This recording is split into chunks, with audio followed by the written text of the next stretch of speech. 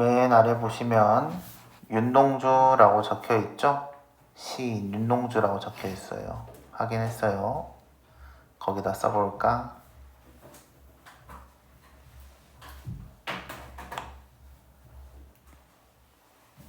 어떤 아이들이 걸어오는 소리가 들려. 윤동주 일제강점기. 일제강점기라는 것은 일본이 강제로 점령한 시간에 대한 이야기예요. 알겠죠? 그 다음에 특징은 소극적 항일운동. 일본에 항거를 하기는 했어. 저항을 하긴 했거든. 근데 적극적으로 하진 않았어. 오키.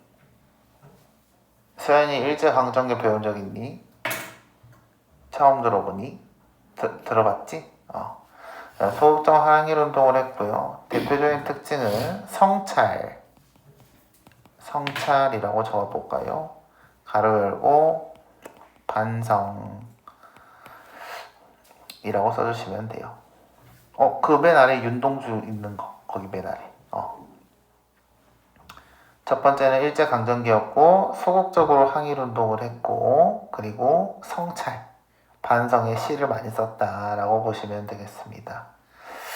자, 그러면 다시 시 맨 위로 가서 내용부터 하나씩 볼게요. 계절이 지나가는 하늘에는 가을로 가득 차 있습니다. 하늘엔 뭐가 가득하대요? 가을이 가득하대요. 가을의 밑줄. 그래서 가을은 어떤 이미지다? 계절적 배경이다. 계절이라고 적어주시면 되겠습니다. 가을의 계절이라고 적어주세요. 네. 자, 있습니다. 습니다의 동그라미. 이 습니다라는 표현은요. 경어체라고 적어볼까요? 경어체. 경은 경찰할 때 경이고 어체라고 적어주시면 돼요.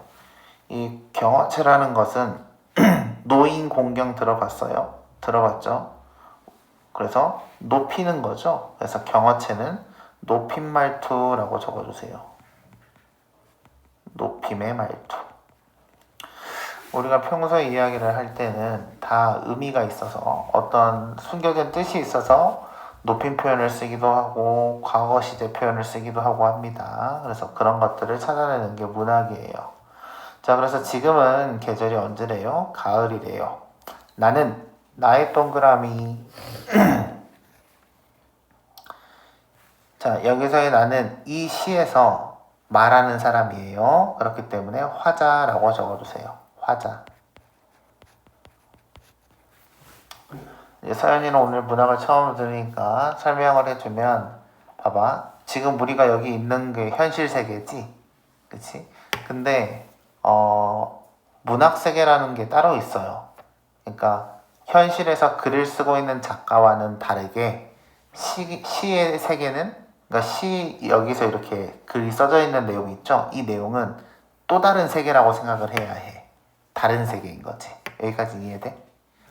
그렇기 때문에 시인이 시를 쓰고 있는 세계와 시인이 적어놓은 시 안의 세계는 다른 세계다라고 이야기를 하는 거고 그 시에서 이야기하는 사람은 화자다라고 이야기를 하는 거죠. 이해됐나요? 네. 나는 아무 걱정도 없이 가을 속의 별들을 다 헤일 듯 합니다. 다 헤일 뜻의 밑줄. 이 헤이다 라고 써볼까요? 아래다가 헤이다. 이 헤이다라는 단어는 어디서 왔냐? 현대국어로 보면 헤아리다 라고 적어주시면 돼요. 자, 그래서 가을 속에 있는 별들을 다 셀 수 있을 것 같습니다 라고 이야기를 하고 있는 거죠. 이해됐나요? 근데 별은 아침에 보여요? 저녁에 보여요? 주로 저녁에 보이죠? 그래서 시간적 배경은 저녁이구나 라고 할 수 있죠.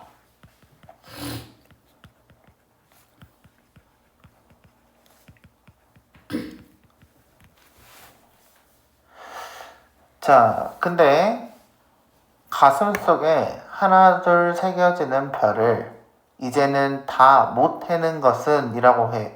그럼 방금까지 화자는 가을의 별들을 다 셀 수 있을 것 같아요 라고 이야기했는데 이제 와서 갑자기 뭐래? 다 셀 수 없을 것 같대. 이해됐나요? 그 이유가 뭘까요? 쉬 여기서부터 가로 열고요. 저기 맨 아래 까닭입니다. 바로 보이죠? 두 줄 아래 까닭입니다. 여기까지가 뭐예요? 별을 셀 수 없는 이유인 거죠. 별을 셀 수 없는 이유. 보겠습니다. 이제 다 해지 못하는 것은 쉬 아침이 오는 까닭이요. 내일 밤이 남은 까닭이요. 아직 나의 청춘이 다하지 않은 까닭입니다. 라고 이야기를 하고 있네요. 서연이가 봤을 때는 쉬 아침이 오는 까닭이요. 내일 밤이 남은 까닭이요. 다하지 않은 까닭입니다. 이 세 개의 문장이 다 비슷해? 안 비슷해? 비슷하지? 오케이. 이게 이제 시에서 운율을 형성하는 방식이에요. 운율이라는 건 리듬감인데 이 리듬감을 만들기 위해서는 반복을 해주는 거지. 여기까지 이해돼요?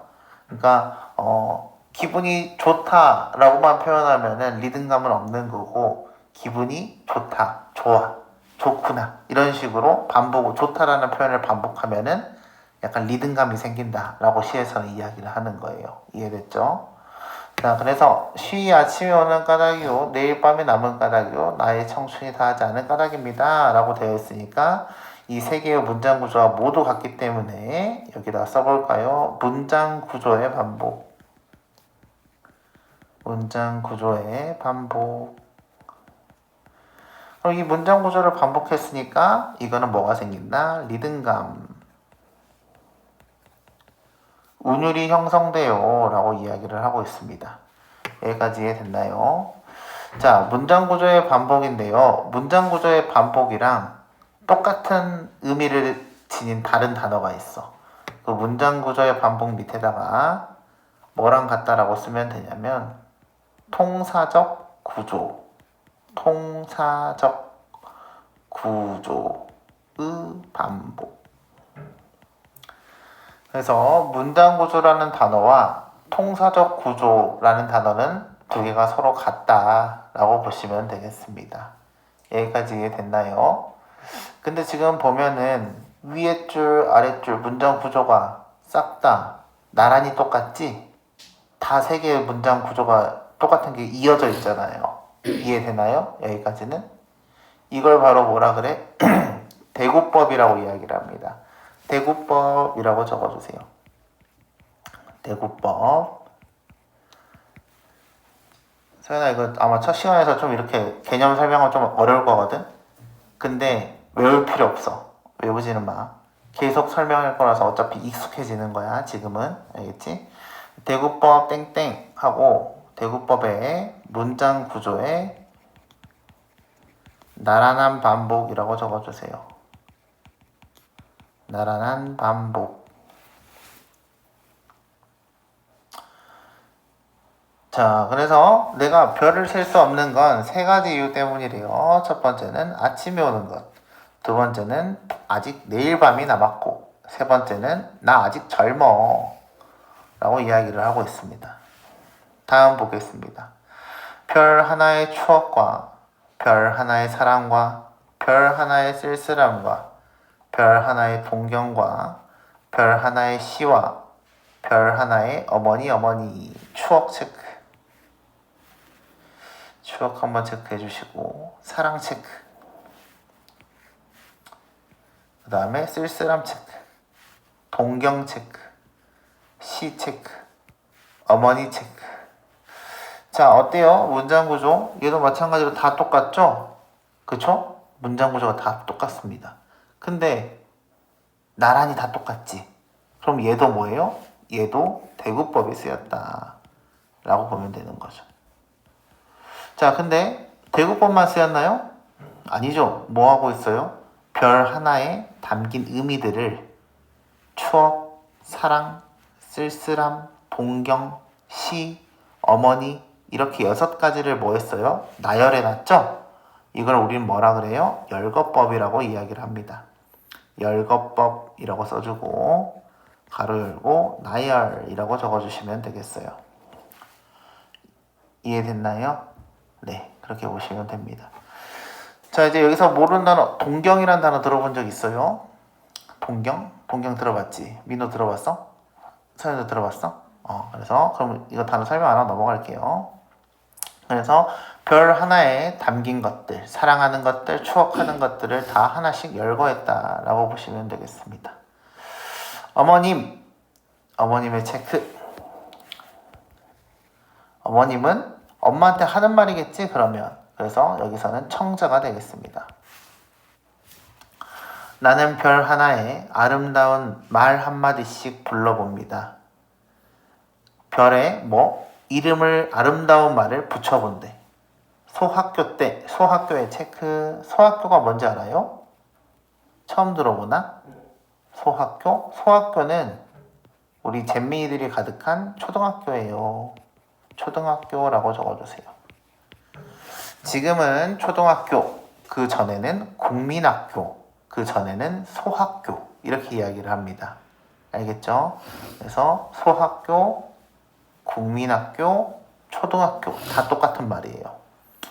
소학교 때 책상을 같이 했던 아이들의 이름과 태, 경, 옥 이런 이국 소녀들의 이름과 벌써 아기의 어머니 된 계집애들의 이름과 가난한 이웃 사람들의 이름과 비둘기, 강아지, 토끼, 노새, 노루, 프랑시스 잠, 라이너 마리아 릴케 이런 시인의 이름을 불러봅니다. 자, 그럼 얘도 마찬가지예요.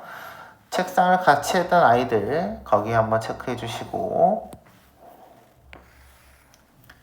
그 다음에 이국 소녀들 체크 한번 해주시고 계집애들의 이름 체크 한번 해주시고 이웃 사람들 체크 한번 해주시고 비둘기, 강아지, 토끼, 노새, 노루 여기까지 체크 한번 해주시고 그리고 또 따로 프랑시스 잠, 라이너 마리아 릴케 이렇게 체크 한번 해주시고 자, 그러면 총 몇 가지였어요? 책상을 같이 했던 아이들 얘네가 첫 번째, 이국 소녀들 얘네가 두 번째, 계집애들 얘네가 세 번째, 이웃 사람들 얘네가 네 번째, 비둘기, 강아지, 토끼 얘가 다섯 번째, 프랑시스 잠, 라이너 마리아 릴케 얘네가 여섯 번째 이렇게 설명이 되는 거죠.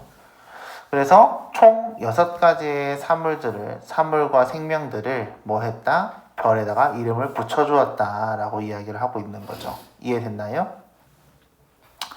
이네들은 근데 내가 불러준 이 사람들을 지금 별로 표현했지. 그래서 너무나 멀리 있습니다. 멀리 있습니다. 여기에 체크 한번 해주시고요. 그래서 화자와의 거리감이라고 적어주세요. 별이 아스리 멀듯이 드세 체크 직유법 이라고 적어주시면 되고요. 선생님이 직유법 배웠죠 학교에서.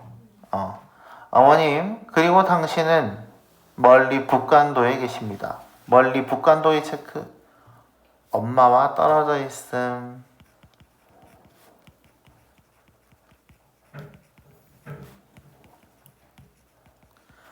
나는 무엇인지 그리워의 체크. 화자의 정서, 화자의 감정에 대한 이야기죠. 이 많은 별빛이 내린 언덕 위에 별빛이 내렸다는 것은 별이 보인다, 별이 가득하다 이렇게 보시면 되고요. 내 이름자를 써보고 흙으로 덮여버렸습니다 라고 되어 있어요. 거기 흙으로 덮어버렸습니다의 체크 별표. 자, 이걸 생각하면 돼요. 아까 윤동주 시인의 특징이 뭐라 그랬죠? 일제강점기였고 소극적인 항일운동을 했고 그리고 성찰과 반성의 문학이라고 이야기를 했었어요.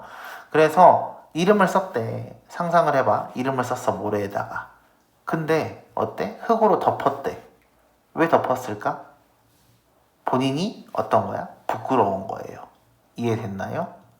부끄러워서 흙으로 본인 이름을 싹 지워버렸다는 이야기지.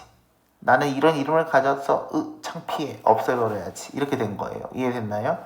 그래서 흙으로 덮어버렸습니다. 그 부분에다가 성찰 부끄러움이라고 적어주세요. 여기까지 이해됐죠? 따는 밤을 새워오는 벌레는 벌레 체크 벌레도 별표.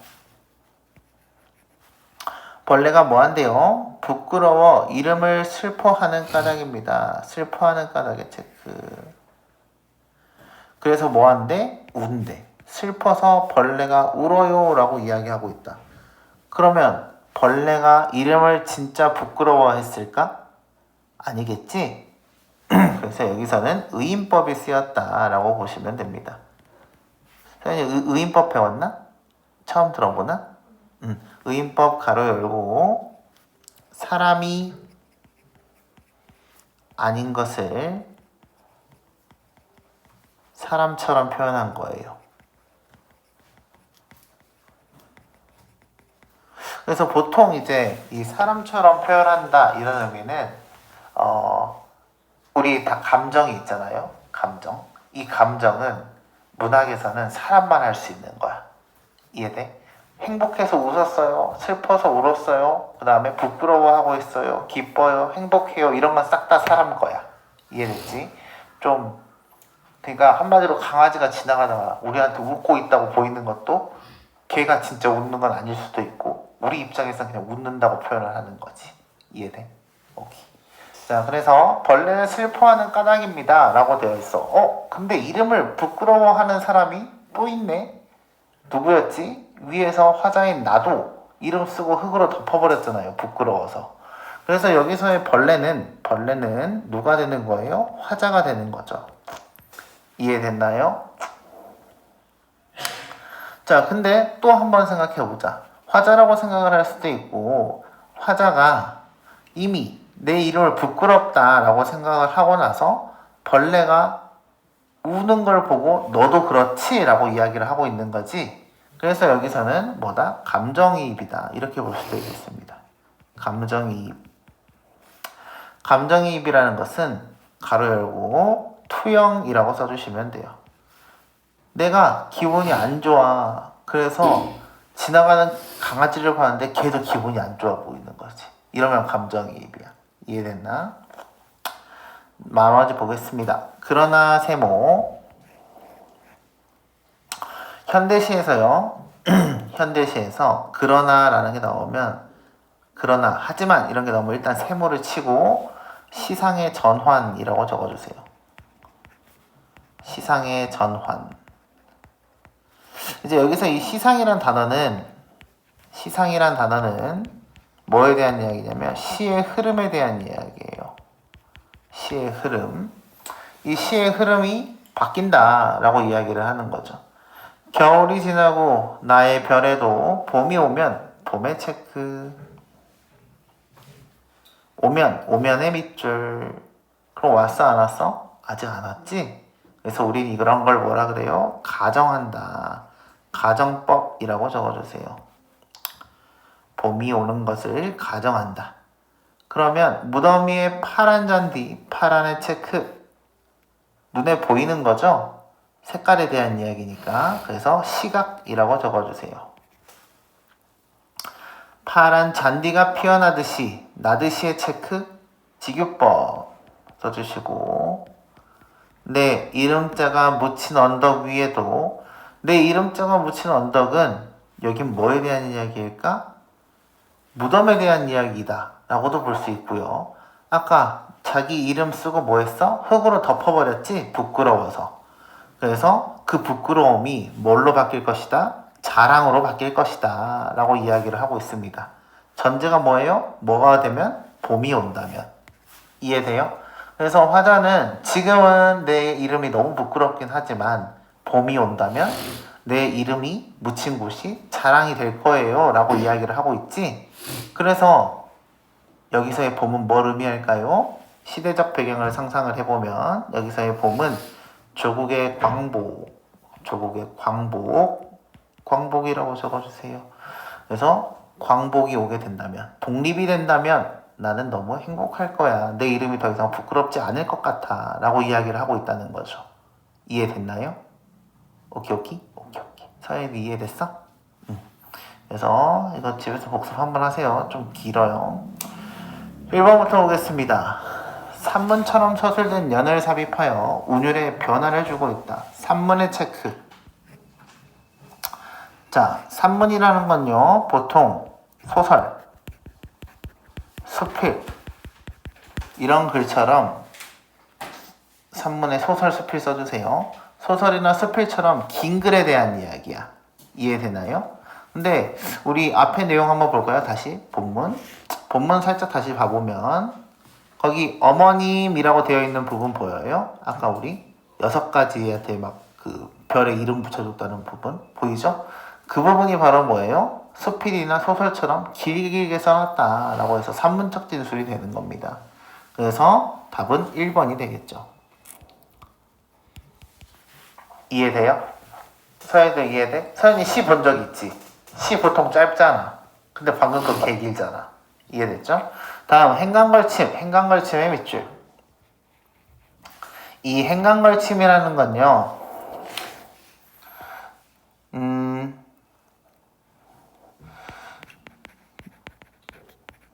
잠시만, 기분이 좋은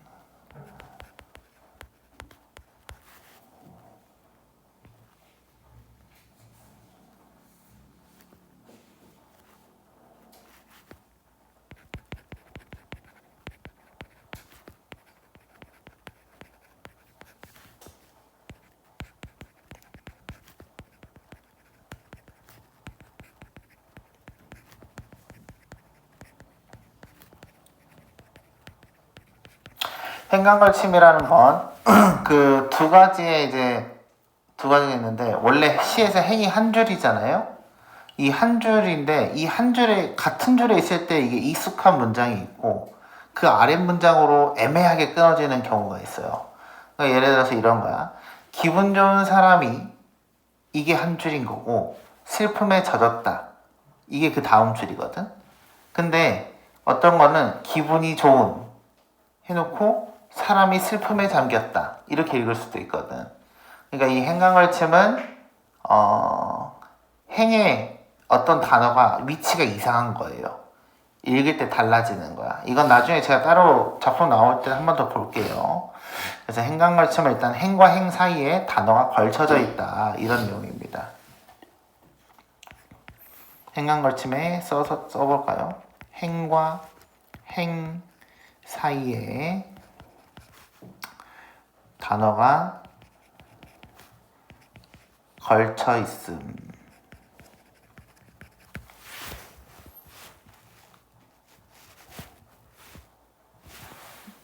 다음 거 보겠습니다. 3번. 명사로 시를 끝맺었다. 명사의 체크. 이건 이제 품사에 대한 이야기죠. 그래서 시를 끝맺었다 라고 했으니까 시의 마지막 부분을 봐야 해요. 차량처럼 풀이 무성할 것입니다 라고 했으니까 이건 명사로 끝난 게 아니에요. 그래서 3번도 틀린 거죠. 역동적 이미지의 밑줄. 역동적이라는 것은 막 달리다가 아니라 막 치달리다 써볼까? 치달리다. 그 다음에 치솟다. 이런 단어예요. 그래서 치달리다, 치솟다. 이 역동적이라는 것은 동적이다, 움직임이다 라는 단어에다가 역동적이니까 과격하다 이렇게 해석을 하시면 됩니다. 이해됐나요? 그래서 과격한 행동을 하는 시어를 사용하여 생동감이 있는 분위기였다. 이 사람 생동감이 넘쳤어? 그런 건 아니었지? 그냥 다 뭐였어요? 흙으로 조용히 덮어버렸습니다. 이런 식으로 표현을 했죠. 화자와 시적 대상과의 대화를 삽입했다. 대화 삽입의 체크. 서로 이야기하는 부분이 있었어요? 없었어요? 없었죠? 죄다 혼잣말 말했습니다. 그래서 5번도 틀렸다. 자, 별의 상징적 의미로 보기 어려운 것은 이라고 되어 있습니다. 자, 별에 뭐가 있었어요? 그리운 것들, 사랑하는 것들, 이런 것들이 있었죠. 그래서 2번 순수한 세계도 맞고, 그리움의 대상 엄마도 보고 싶다고 했고, 아름다운 이상 자연이 뛰노는 것도 있었고, 화자가 지향하는 내적 세계도 있었어요. 조국의 광복은 뭐에 대한 이야기였죠? 봄에 대한 이야기였죠. 그래서 답은 1번이 되겠습니다. 조국 광복 옆에다가 봄이라고 적어주세요.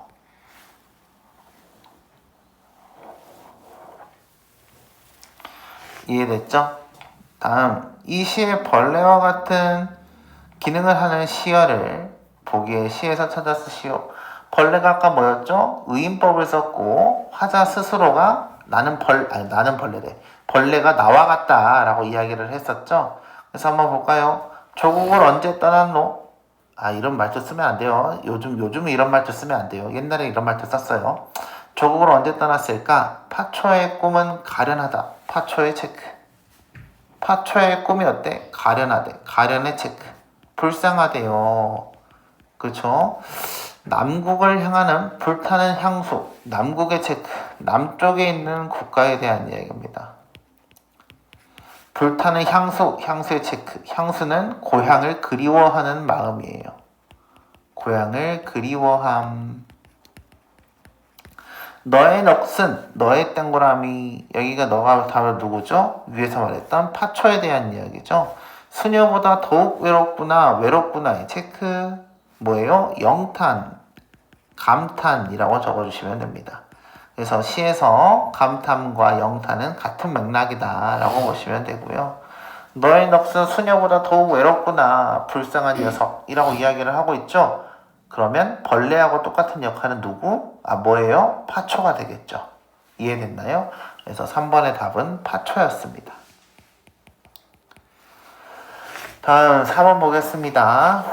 기억에서 미음에 대한 설명으로 적절하지 않은 것은, 근데 이거 숙제이지 않았나? 저번에 이거 개념 나갈 때마다 숙제였는데, 그치? 왜 안 풀려있지? 네가 안 한 거지. 4번 보겠습니다. 기억에서 미음에 대한 설명으로 적절하지 않은 것은 가을밤을 배경으로 별을 바라보고 있는 화자의 모습이 나타난다. 아까 그래서 기억 부분 앞에 본문 보세요. 앞에 왔다 갔다 하시면서 보세요.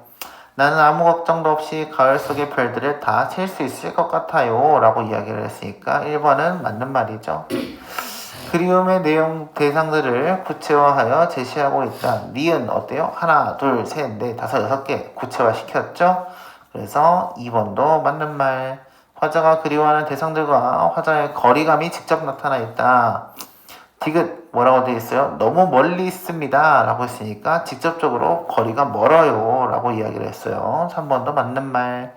4번 자신의 삶의 태도를 성찰하며 느끼는 부끄러움 뭐였어요? 흙으로 덮어버렸다 라는 이야기죠.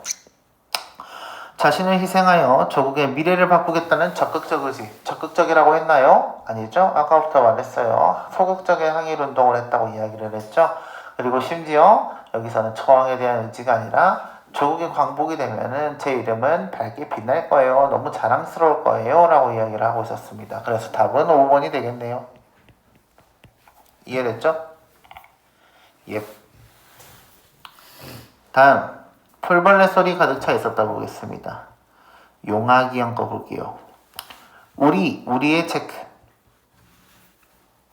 이렇게 우리가 있으면 우리에는 나가 포함되어 안 돼요? 포함이 되는 거죠. 그래서 이것도 화자를 알 수 있다. 화자라고 적어주세요. 우리 집도 아니고 일가의 체크. 일가라는 것은 친척이라는 의미로 해석하시면 됩니다. 친척 집도 아닌 집, 고향은 더욱 아닌 곳. 그러면 우리 집도 아니고부터 가로 열고요. 고향은 더욱 아닌 곳, 여기까지 가로 닫고요. 다 뭐에 대한 이야기예요? 타향. 고향이 아닌 타향. 타지에 대한 이야기입니다. 아버지의 침상의 체크. 침상이라는 것은요, 침대에 대한 이야기예요.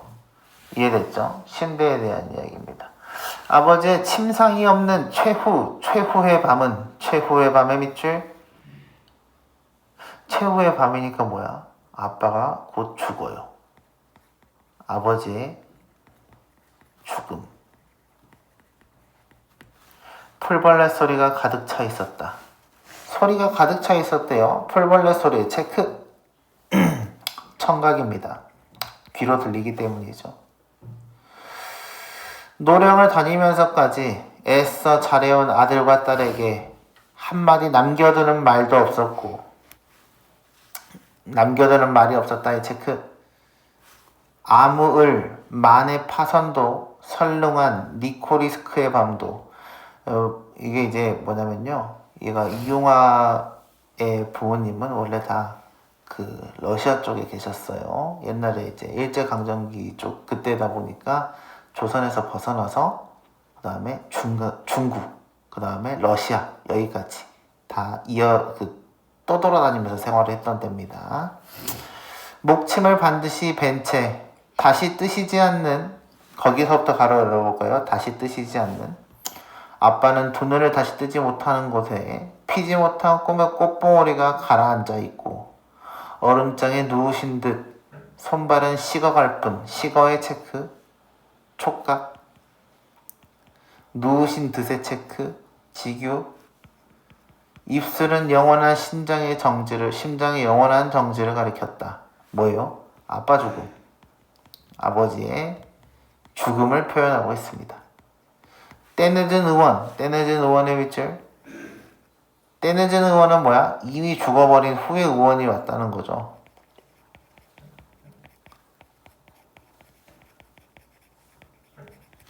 아무 말 없이 돌아간 뒤 이웃 늙은이의 손으로 눈빛 미명은 고요히 낯을 덮었다 라고 되어 있습니다. 가로 닫아주세요.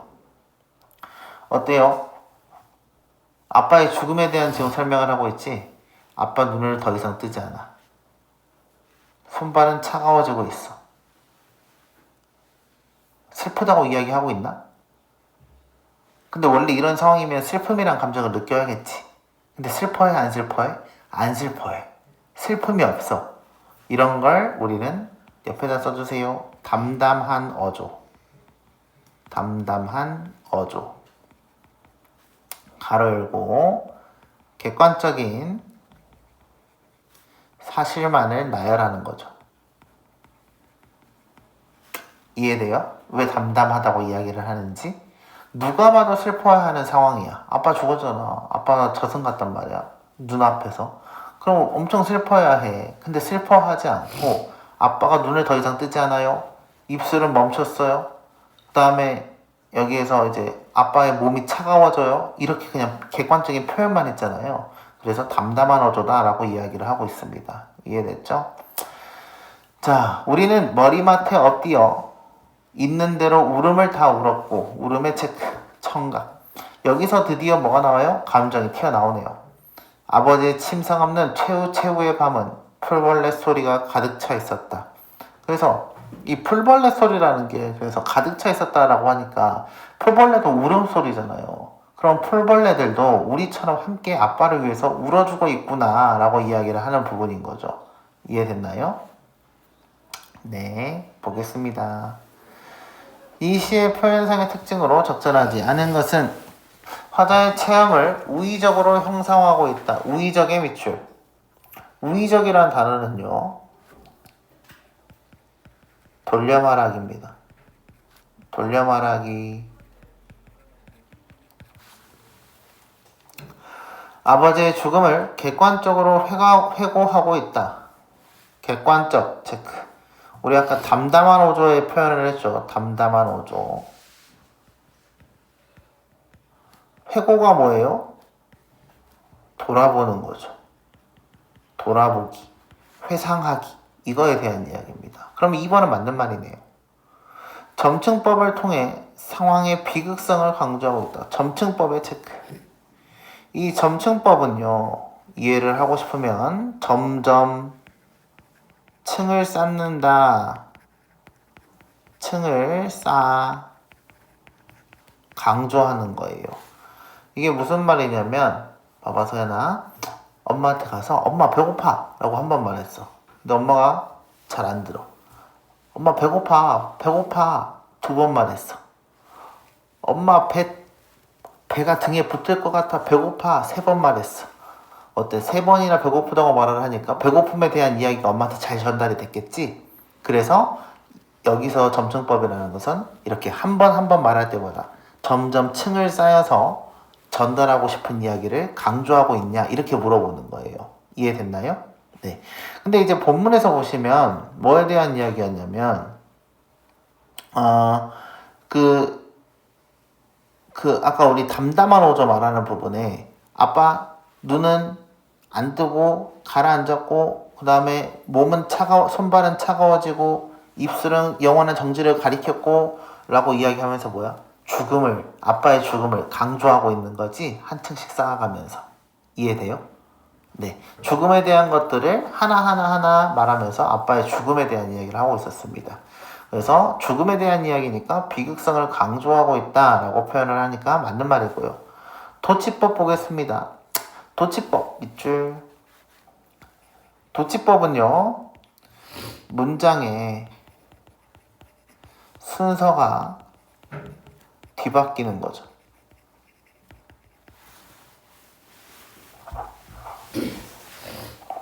오늘 학원에서 공부했어 라고 이야기를 했는데 오늘 학원에서 했어 공부 이렇게 말하는 거 이해됐나요? 이게 이제 문장의 순서가 바뀐 도치법이다 라고 보시면 되겠습니다. 자, 그러면 어디가 도치법이 쓰였을까? 이연 보이나요? 노령을 다니면서 거기까지 거기 보여요? 거기 아래 2줄 보세요. 설롱한 니코리스크의 밤도 완전히 잊으셨다의 밑줄. 이 부분이 지금 뭐에 대한 이야기죠? 서술어에 대한 이야기죠. 근데 그 다음에 또 뭐라고 써있어요? 목침을 반드시 벤 채라고 적혀있죠. 그러면 우리가 보통 배고픈 채로 잠들었다라고 이야기를 하는 거잖아요. 그러면 여기서 이 문장도 목침을 반드시 벤 채 완전히 잊으셨다 이렇게 표현이 원래 돼야 되는 거죠. 근데 여기서는 잊으셨다, 목침을 반드시 벤 채라고 했으니까 순서가 바뀌었다라고 볼 수 있는 거죠. 그래서 4번도 맞는 말이다 라고 보시면 되겠습니다. 수미상관의 체크. 수는 머리에 대한 이야기고요. 미는 꼬리에 대한 이야기입니다. 상관은 서로 관계 있다, 서로 관계가 있어요 라고 이야기를 하는 거고요. 그래서 수미상관의 본래 뜻은 처음과 끝의 내용이나 형식이 비슷한 상태에 대한 이야기입니다. 그래서 수미상관은 원래 처음과 끝부분이 형식이나 내용이 비슷함 이렇게 보시면 되는 거죠. 자, 그래서 수미상관인지 봅시다. 맨 위에 아버지의 침상은 최후의 밤은 풀벌레 소리 가득 차 있었다 라고 설명이 되어 있죠. 그래서 아마 나중에 영상 보시면 영상에는 체크가 제가 다 색깔로 칠해드리니까 보시면 돼요. 그 부분과 맨 마지막 부분에 시의 맨 뒷부분에 아버지의 침상 없는 최후의 밤은 풀벌레 소리 가득 차 있었다. 이 2줄이 서로 어때요? 비슷해요. 똑같죠? 그래서 글 전체로 봤을 때 이 부분이 바로 수미상관이 된다라고 보시면 되겠습니다. 이해됐나요? 오케이. 6번 보겠습니다. 기억에 대한 설명으로 가장 적절하지 않은 것은 풀벌레 소리가 가득 차 있었다. 가족들의 슬픔을 감정적으로 드러낸다 라고 되어 있습니다. 이거 이제 벌레한테 말한 거죠. 그렇기 때문에 1번은 맞는 말이 되는 거죠. 본인들이 슬픈데 벌레가 실컷 운다라고 표현을 했으니까요. 그래서 1번은 맞는 말이고요. 청각적 이미지로 청각이니까 풀벌레 울음소리니까 청각 맞죠? 시의 처음과 끝에 반복되었다. 시의 맨 윗부분과 맨 아랫부분에 방금 수미상관 설명할 때 이야기를 했어요. 맞는 말이고요. 화다의 정서가 투영된 객관적 상관물과 관련된다. 정서 투영의 체크? 투영이 있으면 뭐에 대한 이야기다? 감정이입에 대한 이야기다. 그래서 본인들이 슬퍼요. 그래서 풀벌레 울음소리도 슬프게 들려요 라고 이야기를 하는 거니까 4번도 맞는 말. 죽음으로써 자연으로 돌아간 아버지의 삶을 환기한다. 삶을 환기의 체크. 환기라는 단어는요, 떠올리다 라는 단어입니다. 떠올리다라고 적어주세요. 떠올리다라는 단어인데 그러면 이 5번 선택지가 맞는 말이 되려면 어떤 내용이어야 되냐면 저 풀벌레 울음소리를 듣고 아빠의 삶이 쫙 머릿속에 그려져야 돼. 지금 그런 내용이었나? 아니지. 아빠가 죽고 슬퍼서 저 울음소리로 슬프게 들리는 상황이었죠. 그렇기 때문에 답은 5번이 되겠습니다. 이해됐나요? 네.